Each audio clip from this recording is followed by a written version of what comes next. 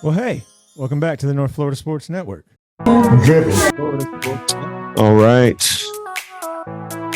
Friday, day after Thanksgiving, November 24th, 2023. Slide of 20s. The day before the battle in the swamp, Florida State at Florida. We're going to look ahead to that game specifically. Yesterday, we had some games in the NFL.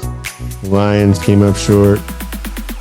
Cowboys won big, and the Niners won big. Nothing really too shocking there, except for the Lions, I guess. I mean, that's pretty shocking. Yeah. Jordan Love. It was like early Jordan Love, back in like, what, week 2 when he had a great game? Nobody saw that coming. Right. Well, Saturday night, 7 p.m., nobody saw this game not featuring Graham Mertz or Jordan Travis just a few, like last week. Right. It should have been a battle of heavyweight quarterbacks, man. Right. You know, Graham Mertz has done phenomenal this season. Yeah. Jordan Travis obviously is the headliner there in terms of the injury, just because the way it happened. It was really tragic looking, you know, last game of his career on senior night. But both quarterbacks will be going with their backups. What do you know about the backup for Florida? I know he can run. That's, you know, mostly what they allowed him to do when he came in. I'm not sure how much he's going to give him in the past. I mean, it's unreasonable to expect him to be as accurate and have the same decision-making abilities as Graham Mertz. I can't believe I'm saying that now. Like, I was completely wrong about Graham Mertz. And I will go ahead and wear that. I don't know. It still scares me. Max Brown still scares me. He's really, really capable in the run game, and I think that's Florida's strength anyway. Yeah. So, you know, that, yeah. But that's what I know about him. He can run. With that, you can extend plays, create, you know, guys that get open downfield. That's always a danger. Look at Florida by the numbers this season. They're averaging 29.6 points a game, and they give up 27.9. So, yeah, defense has let them down the second half of the season. They've had some injuries, not just some injuries. They've had some really key pieces go down for the rest of the season. You know, Shamar James was their best player on defense. Really, really, really good looking player, man. Future NFL guy. But yeah, I say we have a tool shed of scheme. They still got that tool shed, man. So we'll see. Winning multiple, 4 down. They are big and powerful up front. The word creeper does get thrown around a lot. Yeah, I'm still not convinced that they're not talking about him. Some other stuff from 5 minutes stuff. The process is different. 4 down front and 3 down front. At the end of the day, you know, not many people. Does it still count as 3 down front when you got a 460-pound guy as your nose tackle? I mean, that's 2 people, right? Play in this league because each team's different. Vanderbilt's different than Georgia. I will agree there. I will agree there. They are different teams. Now, can you imagine resting your players? Yeah, if you got a scheme to beat Vanderbilt, but they're going to have the swamp. Yeah, they're going to have the atmosphere. 4-1 at home. The only loss was the last one to Arkansas. Right. 39-36. But yeah, they're a different team at home. They are. They're not completely void of talent on the defensive side. They're just beat up, inexperienced. You know, I think that even with Tate Rodemaker starting, Florida State is going to have chances to you know, big plays and be successful on offense. They really got to get the run game going, though. Yeah. I'd like to see a big game out of Benson. Yeah, disaster for Florida's defense starts with the run game. You know, if you can run on them and have a lot of success, then they kind of quit. Yeah, but that's true for most teams, man. It's not going to happen in this game. No, it's going to be a fight. It's going to be a dog fight. It's not going to be an easy game. I don't expect it to be. I expect it to be close. The spread is 6.5. I would love to see, an FSU victory here, but this game was giving me, worries at the beginning of the year. Even if Travis was playing, I don't think it would be an easy game. It's a rivalry game in a really tough place to play. I mean, you saw that earlier this year when you played at Clemson. And Clemson wasn't the best this year, but still. Yeah, and that was... They easily lost that game. That was at noon. And This was going to be 7 p.m. 7 p.m. in the swamp. And on the road, this team has not been in an environment like this all season. You got Florida playing for bowl eligibility. Yeah. Playing for the postseason. You're playing a desperate team. I mean, they're pulling out all the stops. Putting in Tebow in the Ring of Honor. They got Brandon Spikes coming back as the honorary leader of the 2-bits, whatever that song that is they do.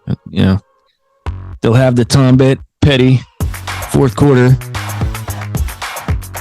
That's going to be tough, man. Yeah, but Florida State, I think they'll be ready for the challenge. They've proven all year to be just a resilient team. Run the ball. Stop the run. Ball. You have to at least break even on the turnover battle. Yeah. Right. Well, that's going to be the key. This team has been at the top in terms of not turning the ball over. And you got to keep that these next two games if you want to be a championship team. Don't turn it over. Let the other teams have to earn it. Right. And that's, ideally, just don't turn it over. Well, because you can get the ball back and you have big play potential at any point on this. So you got to just give yourself as many chances as possible. You can't give the other team 3 points. Right. And I think it's pretty clear that that's been the key to Florida State's unbeaten record this season. Right. At times it hasn't looked as dominant as, past years, but when you look at it statistically, this team has been dominant. They're averaging 40 points a game. They're giving up under 17 points a game. That's I mean it's just averaging 6.8 yards to play, and they're giving up less than 5 yards to play, as opposed to a Florida team who is averaging 6.23 yards of play and giving up 6.66 yards per play. So they're giving up more yards per play than their offense is getting. Yeah, I mean, if you run the numbers and the metrics, everything favors Florida State. But this is a rivalry game. You're playing with two new quarterbacks here. Exactly. And again, you don't know what the starting 11 on defense for Florida State is going to look like. Right. Kalen DeLoach is going to be huge.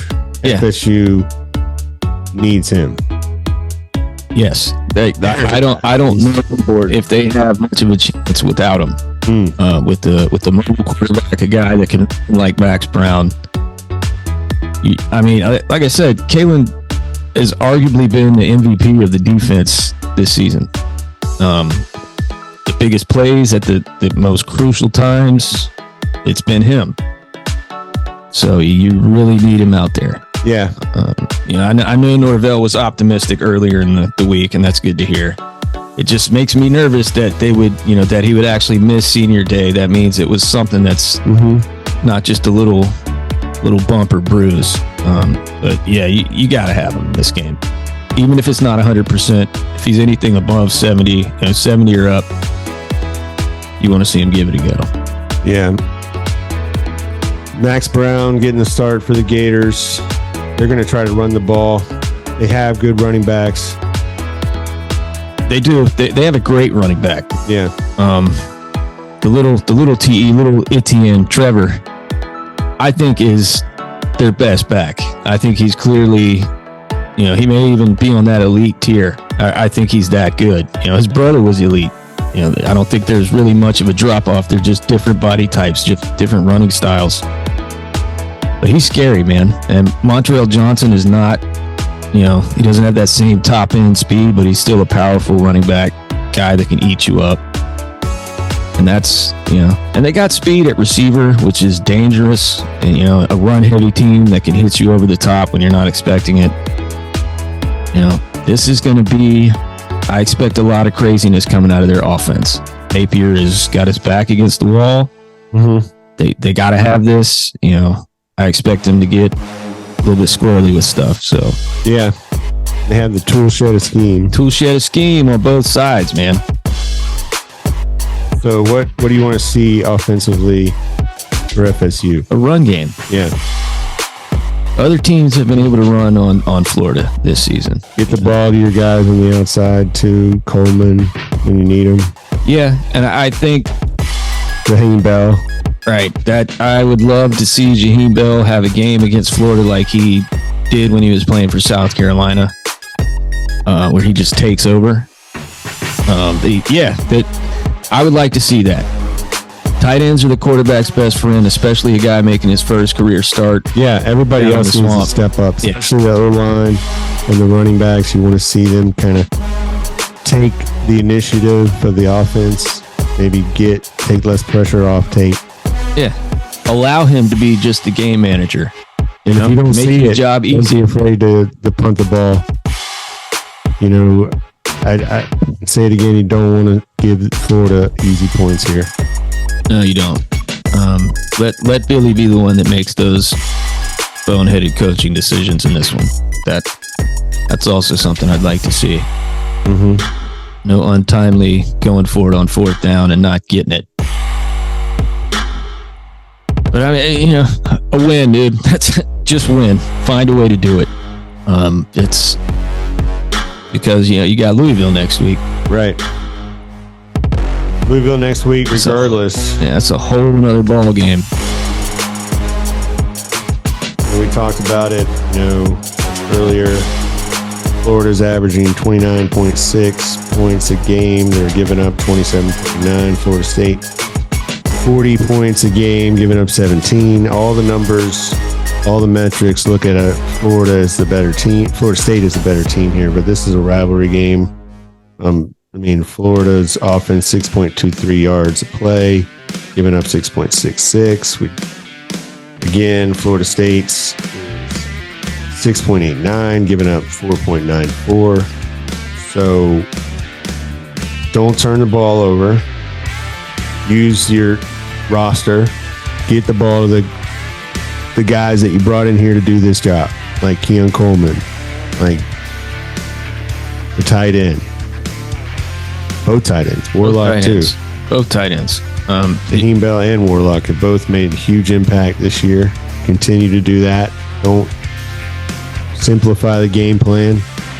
Run when you have to. Throw it away. Don't risk turning the ball over. Yeah. I just... If there's one game when you're going to have to be ready to fight up front, defensive and offensive line, this is going to be it. You got to be prepared to just take it to them. Because that's how you're going to win. That's how you're going to lose. If you lose up front, you're not going to win this game.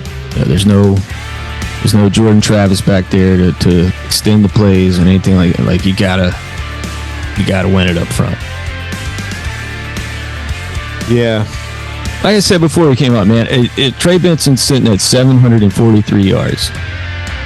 There's no reason why he's not incapable of doing what Ray Davis at Kentucky did earlier. Now, I get it. They're on the road, so that's probably a little bit of an unreasonable expectation to put up 250 yards. Yeah. But that's the kind of thing that's going to just, take this game over. Outstanding performance from one of your skill players. You're going to try to confuse Rodemaker, so you can stay ahead of the chains here. Make the plays easy, maybe some easy play action reads. You can run the ball. That opens up the whole playbook for him. So things to look out for are that. You want to see Florida State be able to run the ball. Maybe some quick passes to start, to loosen up the defense to make it easier to run, because they got to think, Florida State's going to try to run, so they're in that tool shed. Yeah. When they... I'll be honest with you, man. I really hope that we don't see a lot of the play action boot to the tight end. Yeah. Well, I meant in terms of some screens. Yeah, I got you. But that's a play that Florida State has featured heavily with Jordan Travis, and it's been really, really successful most of the time they run it. But when you run it with Tate, it's completely different. He doesn't have that same kind of quick twitch on that bootleg. I hope they just keep it straight drop. Quick passes mean, maybe 2 or 3 steps. Hit the wide receiver screens, hit the slants. Yeah. But man, it'd be nice to be able to rely heavy on that run game. Right. And that means the quarterback might be called upon to run the ball. Yeah, and he's not, he's no slowpoke. I mean, he can scoot. It's not as much, quick jukes and sudden movements. I mean, you got to kind of have a lane for him to run in, but yeah, if you got to keep him honest on that read option when pulling it and going, he can get it done. Oh man, it's getting nervous about this game. Yeah, I don't. Yeah, I know you feel nervous about these rivalry games. Yeah, I always do. And then, it's sitting in the stands and seeing Jordan Travis get hurt, and you're just like, man, it'd be nice to be at this cool game. To see him already back at practice, though. Yeah. And I love what Verse said, that we're not doing it for him, we're doing it with him. He's here with us. Yeah. They're going to need all the spiritual and emotional help they can get. It's going to be raucous environment, probably the toughest they've seen all year. Swamp is a tough place to go in and get a win at night. Yeah, it's loud. It's hostile, crazy. It looks weird. The design is funky. They want nothing more. This would ugly orange color. Yeah. You need this win for their program. They're going to throw out all the stops. Yeah, and I mean this is Billy Napier. It determines next year for him. Like, I mean, if you go 5-7 after 6-7, I don't care that your quarterback got hurt and that right. He's going into next year effectively as a lame duck coach, right? Without being that. Looking at that schedule, it gets really tight for him. And this would do a lot of goodwill, ruining Florida State's. Yeah. Giving yourself more practices, giving yourself a bowl game. I mean, that was one for last year for the improvement of the team, but for himself and hit the heat from the boosters and the administration. Like, if you pull something off that gives them something to crow about over an in-state rival, then your seat gets a little cooler. Yeah. Now he's still gonna have to win next year, and that's a really tough schedule. Yeah. Well, there's people saying Florida State needs to dominate this game. I don't. They just need to win the next 2 games, and they should be in. I don't care if they're by 1 point. Don't. I mean, these are quality opponents. At Florida at night is a tough place to play. And you're playing a 1-loss Louisville team. If they beat Kentucky, they should. Yeah, I mean, they're going to be a top 10 team if they take care of business against Kentucky. So I don't want to hear any of this have to dominate crap. They just need to win the games. Yeah. And they deserve to be it. And then if they lose in the semifinal, they're not going to lose like TCU did. What I hope is that the adversity that hit from last week, Travis being out, the team is just completely not even. Yeah, there's a lot of dudes on this team. Yeah. No, they shouldn't be. There shouldn't be. In the next, you got to play Florida. First of all, you don't need it. That's enough in itself. Yeah. Every year. That's the most hated rival. You have a rivalry that was forced into action by the dadgum governor. Okay? This is a hated rivalry. Yeah, and this is state title, man. Yeah. You win this, you're state champs. Yeah, you win this, you're state champs again. Although Florida shouldn't qualify. None of them, either of them qualify. Yeah. Doesn't mean that we don't get our trophy. Yeah, big game, big rivalry game. Then next week, the championship of the ACC. So a lot to play for. I just, keep your fingers crossed, everybody. Well, Florida State should go in, just execute. If they play their game, they should take care of business. But I think it's going to be I think it's going to be a good game. So I really think it's going to come down to who wins the turnover battle. Yeah, I still think 6 points is high for the spread, no matter who wins. Of course you do. I think it's fair. Yeah. 6.5. I mean, you got an undefeated team going into 5-6 team. I mean, it's going to be both with if Graham Mertz was playing, that would be surprising. What do you think the spread would be if he was? I would say probably 3 less, maybe Florida State by 3. If Mertz was in, maybe. I don't know. I mean, there's part of me that thinks this is an element of surprise that they'll have Florida. They have a whole new system to showcase here. Yeah. Max Brown's a whole different type of player, more mobility, Yeah, and they've given...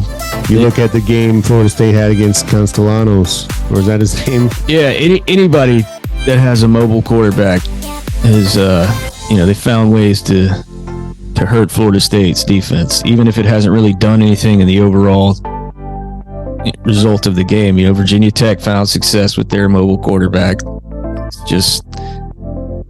It's hard to defend those kind of guys. Yeah. Now, if he can't complete all but maybe 2 different passes, then it limits him. But again, we'll see. I expect him to throw a little bit more than they did last week, but I don't know, man. The Billy Napier is... I don't like playing a guy that's desperate. Yeah, you don't? No. Because he kind of has... It's going to throw the book at you. Yeah, man, and it's still college where you can have a guy that be a career 35% completion rate, and then all of a sudden come out and look like Phil Simms for a game. This will be it. I mean, it's going to be 7 p.m. on ESPN. Ballard or Herb Street are doing the game. Then you got the big one, the big game. Michigan, Ohio State. What are your thoughts on this game? My thoughts are that it's going to be a close game. Yeah. A boring game. Right. Big Ten boring. Yeah. And then we'll have to hear about how both teams, no matter which team wins or loses, deserve to be in the playoffs. I honestly, I hope whoever wins just kicks the crap out of the other team. Right. Who do you think is going to win this game? I go back. I think Ohio State. Michigan 3.5 favorite at home. Yeah, are they? This is it, man. This is a game Marvin Harrison needs to step up. I'm going to say this: if Ryan Day doesn't win this game, you're going to go ahead and heat up the rumors of Ryan Day to Texas A&M because that fan base in Columbus is going to effectively they're going to be done with it. I don't know that the administration will feel that way, but that's how they are up there right now. They don't care about the playoff appearances or anything like that. It's you've lost to Michigan 3 times in a row.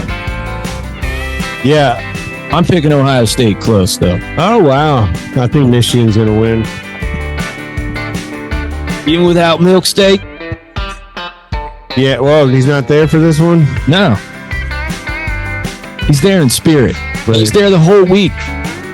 What is it? Okay, I can't be at the games. Great. He's still at practice. He's still in all the team meetings. Yeah. They're going to suspend him. You can't work for 3 weeks. And that Michigan Corbin, that running back, man, he's tough, man. Yeah. He's going to be hard to stop. Those sawed-off guys, those low center of gravity guys. They just run the ball. 5'7" dudes will get you. Be able to throw it a little bit more at having the game at home. Yeah, I will say that Ohio State's defense is sneaky. Oh, they're real good. Yeah. They're real good this year. That's going to whoever can throw the ball better in this game. And Ohio State has the best receiver on the field, so that'll be key for them. We'll watch all the games. We'll react to them. Big week. And we'll talk to you next time right here on the North Florida Sports Network.